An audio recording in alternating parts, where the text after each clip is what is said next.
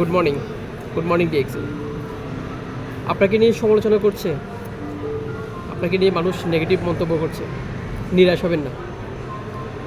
বুঝবেন আপনি সফলতার পথে আছেন, কিন্তু সফলতা অর্জনের জন্য আপনাকে যে কাজটি করতে হবে এটি এমন কোনো আলোর দিনের চারাক না যে আপনি সহজে পেয়ে গেলেন। এই সফলতা পেতে হলে আপনাকে যেই বৈশিষ্ট্যগুলো আপনাকে থাকতে হবে, আপনাকে ধৈর্য থাকতে হবে, আপনাকে স্মার্ট ওয়ার্কলি কাজটা করে যেতে হবে। আপনি যে কাজটি করতেছেন সেটা সফল না হওয়া পর্যন্ত আপনাকে লেগে থেকে কাজটাকে সম্পূর্ণ করতে হবে।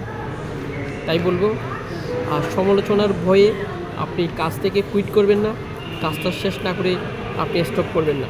কাজটা যখন শুরু করেছেন কাজটা শেষ অবধি করে যান, দেখবেন আপনি সফল হবেন।